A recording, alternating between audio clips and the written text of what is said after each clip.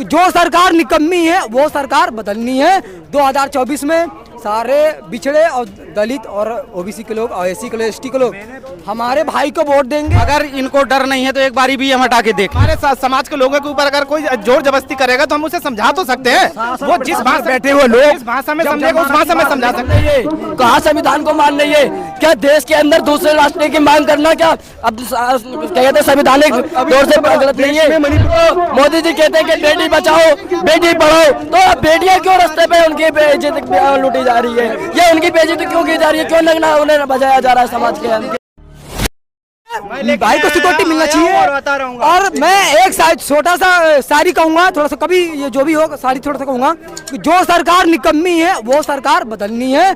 2024 में सारे बिछड़े और दलित और ओबीसी के लोग और एससी के लोग एसटी के लोग हमारे भाई को वोट देंगे और समाजवादी पार्टी से भैया गठबंधन बना के और वो लोकसभा का चुनाव लड़ रहे हैं। हम भैया के साथ रहेंगे। भैया जहाँ से उठेंगे हम लोग वोट देंगे। पार्टी तो कह रही है वोट काटने का भी काम कर सकते हो। नहीं, वोट काटेंगे कैसे? वोट हमारा खुद 25% हमारा वोट काट रहे हैं ना हम लोग। बीजेपी का वोट काट रहे हैं तो वो तो कहेंगे कि बीजेपी का वोट काट रहे हैं। हमारा वोट 25% भाई। हम वोट काटेंगे क्यों? हम तो अपनी वोट से हम सरकार बना सकते हैं, तो काटेंगे क्यों? तो इतना आश्वासन कैसे कि हम ही जीतेंगे भाई, हमारे ही आएगा? अरे लोग तो योगी जी भी नहीं है। हम जीतेंगे इतने तो योगी जी। पहली बात तो अगर इनको डर नहीं है तो एक बारी भी हम हटा के देख ले। हाँ, एक बार हटा के देख ले। ईवीएम तो कांग्रेस ही लाई थी ना, कैसे हटाएगी? नहीं तो रुक जाओ। आपके पास क्या सबूत है? सरकार ने इंसान की बात छोड़िए, हमारी मूर्तियों से डर लगता है आज भी और लगता रहेगा। पहले एक डंडों से कांग्रेस तो एयरपोर्ट रेलवे सब वो बनवाए हैं, वो भी बेच रही है। तो वो क्यों बेच रही है? अगर कांग्रेस ईवी में लाई थी तो उसे भी एक बार हटा के देख ले, फिर देख ले कि बावजूद की ताकत का भी वीडियो बहुत वायरल हुआ है, एसपी को धमकाते हुए, डीएम को धमकाते हुए। रावण जी का समाज के साथ गलत विरोध होगा ही जब सिक्योरिटी नहीं मिलेगी। लोगों को तो शोषित किया जा रहा है, वंचित किया जा रहा है। ब्यूरोक्रेसी को कैसे मिलेगी? लोगों को सरकार सुन नहीं रही है। ब्यूरोक्रेसी को कैसे धमका सकते हो यार? एक एसपी को कर रही है तो क्यों नहीं होगी? क्यों नहीं होता है? अगर हमारे समाज के लोगों के ऊपर अगर कोई जोर जबरदस्ती करेगा तो हम उसे समझा तो सकते हैं। वो जिस भाषा बैठे हुए लोग जिस भाषा में समझेगा उस भाषा में समझा सकते हैं। अगर पावर में आ गए तो उनको तो फिर आप बिल्कुल और ज्यादा आ जाएंगे तो उनको संविधान सिखा देंगे। वो संविधान को पढ़ा देंगे, उनको सब समझ में। वो चाहे डीएम हो या एसपी हो या पुलिस हो, उसको पढ़ा देंगे उनको। अभी वो इतना बड़ा एग्जाम क्रैक करके जाते हैं तो क्या संविधान के तो जो अधिकारी है वो संविधान पढ़ के आता है कि नहीं? मैं आपसे पूछ रहा हूँ, पढ़ के आता है कि नहीं? मैं आपसे पूछना चाहता हूँ कि जो अधिकारी है वो पढ़ के आता है कि नहीं? संविधान आता है कि नहीं? बिल्कुल आता है। तो उसको क्यों नहीं मालूम है? वो सरकार उसको दबाया जाती है, उसको जोर डाला जाता है कि तुम भाई इनको मत सुनो। रतन लाल जी क्या बोल रहे थे कि जो अपने लड़के हैं उन्हें अंदर दबाया जा रहा है, पढ़ाई में ही दबाया जा रहा है उन्हें। संविधान को मान नहीं है। कहाँ संविधान को मान नहीं है क्या? देश के अंदर दूसरे राष्ट्र की मांग करना क्या अब क्या कहते हैं संवैधानिक तौर से गलत नहीं है? मणिपुर का घटना चल रहा है लेकिन आप लोग किसी और मांग के लिए कर रहे हो।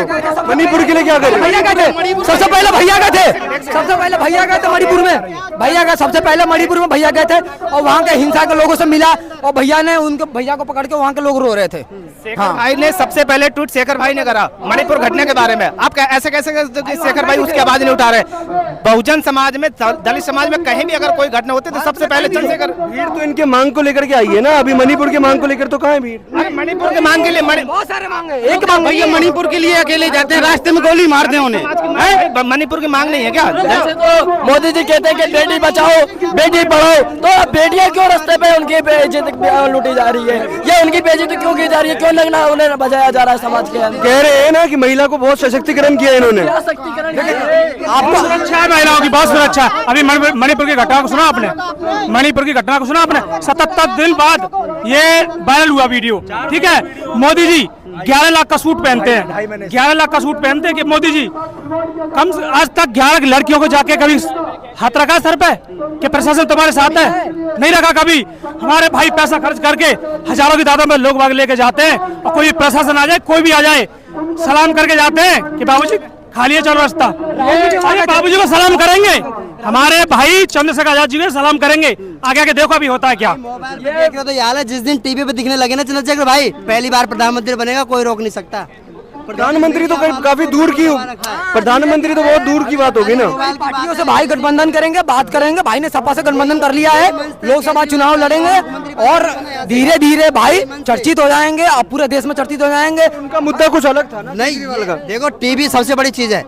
टीवी को भी कहते हैं कि अन्ना हजारे की आड़ में बन गए वो भी। कुछ भी है, लेकिन टीवी को अब आजाद कर दो, टीवी चैनल को आजाद कर दो। हर घर बच्चा देखना चाहिए। चंद्रशेखर भाई को जिसके पास मोबाइल है वो देख पा रहे हैं, बाकी कोई नहीं देख पा रहा। टीवी हर घर में, टीवी पे आजाद कर दो। चंद्रशेखर भाई को एक ही बार में प्रधानमंत्री बनेंगे, सीधा प्रधानमंत्री बन जाएंगे। टीवी वालों को आजाद कर दो।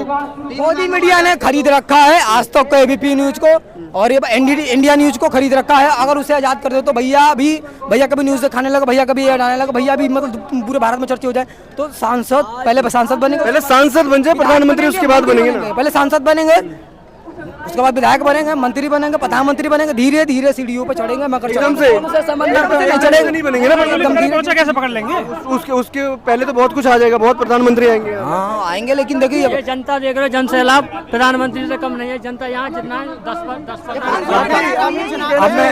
अब मैं आपके सामने जो आज के हालात हैं, बहुजन समाज के युवाओं को, नौजवानों को आज डरने की जरूरत नहीं है। हमें आज पहले मारने से पहले मरने की प्रेरणा लेनी पड़ेगी। आज मैंने अपने समाज के लोगों को ये संदेश देने की कोशिश की कविता के माध्यम से। मेरा नाम सुरेंद्र पाल सिंह, मैं जिला बुलंदशहर से हूँ। मैं किसान आंदोलन का राइटर था, मैं जंतर मंतर महिला पहलवानों का राइटर था। मैंने हर समय अपने बहुजन समाज के लोगों को कविता लिखता रहता हूँ। आज मैंने एक कविता, क्रांतिकारी कविता कही जाएगी, जो मैंने आज लिखी है। मुझे फिक्र नहीं है मरने की, मुझे फिक्र नहीं है मरने की, ना जीने की तमन्ना रखता हूँ। तुम मारो मुझे कब मारोगे, कफन साथ में लेकर चलता हूँ। मैं अपमान नहीं सह सकता हूँ, मैं जुल्म नहीं सह सकता हूँ, मैं अपमान नहीं सह सकता हूँ, मैं जुल्म नहीं सह सकता हूँ। ओ सत्ताधारी सुन लेना, मैं तान के सीना कहता हूँ। मुझे फिक्र नहीं है मरने की, ना जीने की तमन्ना रखता हूँ। तुम मारो मुझे कब मारोगे, कफन साथ में लेकर चलता हूँ। अरे आजादी में भारत की लहू बहाया हमने भी, आजादी में भारत की लहू बहाया हमने भी। मैं गुलाम नहीं रह सकता हूँ, इसलिए बगावत करता हूँ। मुझे फिक्र नहीं है मरने की, ना जीने की तमन्ना रखता हूँ। तुम मारो मुझे कब मारोगे, कफन साथ में लेकर चलता हूँ। क्रांतिकारी है इतिहास हमारा, ये जाने है जग सारा। क्रांतिकारी है इतिहास हमारा, ये जाने है जग सारा। जिन महापुरुषों का इतिहास पढ़ा, मैं उस रास्ते पर चलता हूँ। मुझे फिक्र नहीं है मरने की, ना जीने की तमन्ना रखता हूँ। बहुत शुक्रिया। ये थे कार्यकर्ता भीम आर्मी के, और ये कह रहे हैं कि प्रधानमंत्री जो है इस बार भीम आर्मी के ही बनेंगे, चंद्रशेखर रावण जी ही बनेंगे। ये तो अभी दूर की बात है, देखना है कि आगे आगे क्या होता है और इनका प्रदर्शन कितना सकारात्मक सक्सेसफुल होता है।